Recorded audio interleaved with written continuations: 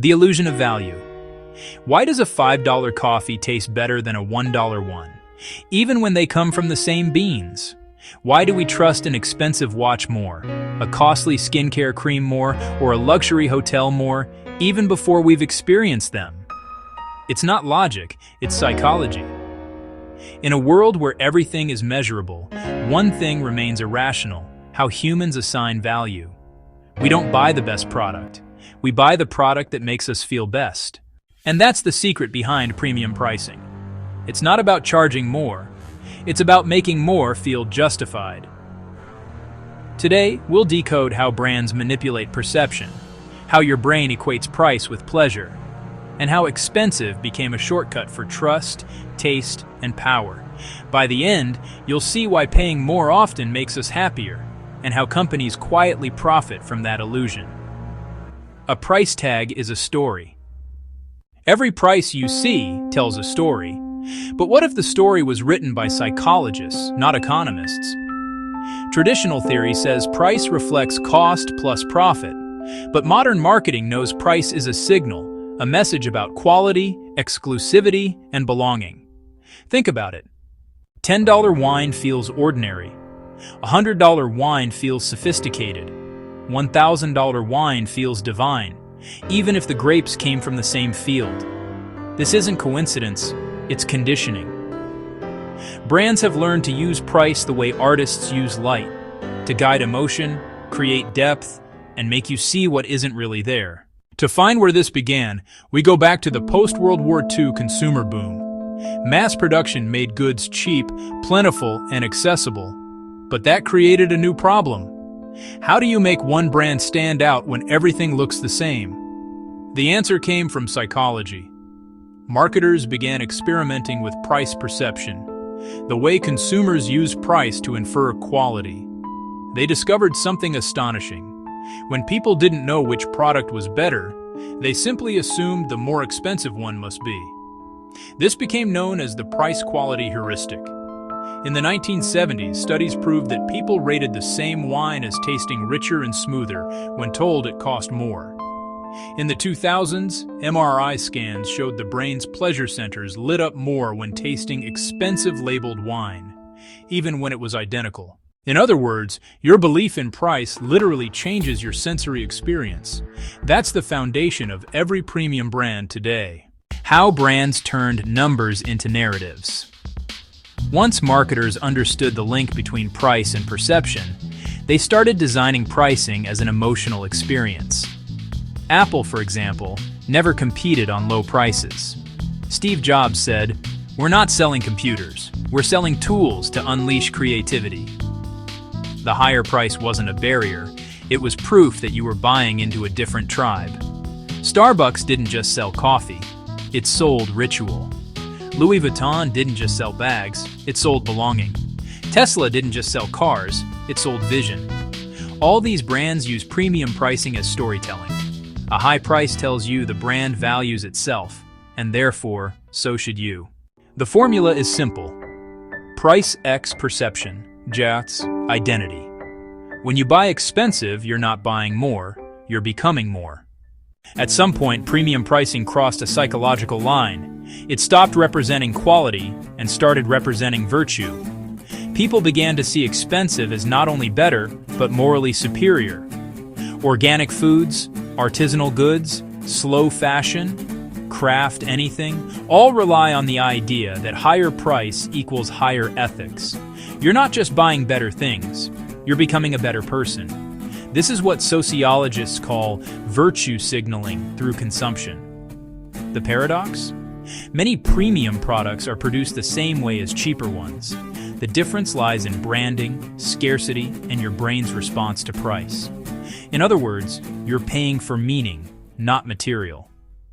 When expensive becomes the addiction. The next stage was inevitable: status addiction. Once people learned to equate high price with high self-worth, luxury spending became psychological validation. You don't buy a designer label for others, you buy it for the mirror. Economists call this the Veblen effect, when demand increases as price increases, defying logic. The higher the price, the stronger the desire. That's why companies like Rolex, Supreme, or Hermes raise prices during scarcity instead of lowering them.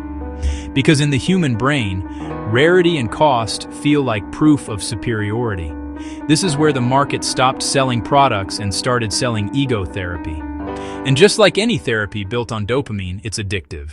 The Minimalist Rebellion.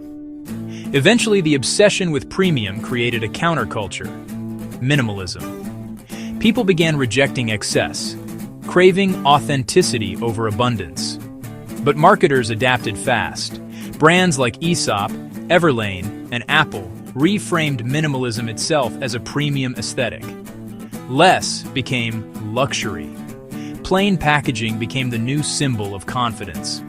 Understatement became a flex. Once again, the system won, because even rebellion was monetized. This is the genius of modern marketing. It doesn't fight consumer psychology, it absorbs it. Whether you buy maximalist Gucci or minimalist Muji, you're still paying for a feeling of identity. And identity, by definition, is priceless, which means it can be priced at anything. Premium in the digital age. In today's digital economy, premium pricing has evolved into something invisible. Apps, subscriptions, and online platforms now use tiered pricing psychology. Free version, Basnash Outsider. Pro version, Rash Insider. Premium version, Rash Elite. You're not paying for extra features. You're paying to feel included in exclusivity. Even digital creators use this. Patreon tiers, NFT collections, private discords. Each price level buys a stronger illusion of belonging. Streaming services, airlines, and even dating apps weaponize it too. Gold, Plus and exclusive plans exist not to add value, but to create hierarchy. In a world where everyone can access everything, price has become the last remaining filter of status. How premium manipulates emotion. Every premium pricing strategy pulls on 5 deep emotional triggers. Trust. If it costs more, it must be safe. Pride. If I can afford it, I've achieved something. Fear. If it's cheap, it might fail me. Aspiration. One day, I'll deserve it. Exclusivity. Not everyone can have this. That's why I want it. Marketers combine these triggers with sensory design, lighting, sound, typography, even scent, to make your subconscious associate cost with comfort. Luxury boutiques smell like success. High-end websites load with perfect timing. Expensive restaurants play slower music to make you linger and spend more. Nothing about premium pricing is accidental. It's an ecosystem of persuasion. Neuromarketers discovered that price not only influences perception, it actually changes neurological pleasure. In experiments, participants given identical energy drinks performed better when told the drink cost more.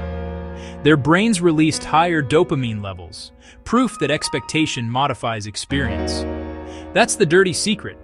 Premium pricing works because it turns anticipation itself into satisfaction. You start to enjoy the product before owning it. Your brain rewards you for believing you made a high-status choice. That's why expensive feels better. Your mind literally makes it so. We've entered a new era where prices aren't set by humans at all. They're set by algorithms. Dynamic pricing systems now adjust costs in real time based on your data, income, location, browsing habits, even device type. If you shop from an iPhone, you may see higher prices than someone on Android. If you linger on a luxury item, the algorithm learns you'll pay more and raises the price just for you. It's personalization turned into exploitation. But it's effective because it feels tailored. And when something feels made for you, your brain perceives higher value. The next generation of premium will be invisible, not printed on a tag, but calculated in code. Price is perception. The number on a tag doesn't reflect worth. It reflects the story your brain tells itself. Expensive equals emotional safety.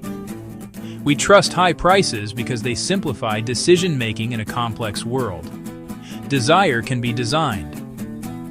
Brands engineer satisfaction through anticipation, ritual, and scarcity, long before you ever touch the product.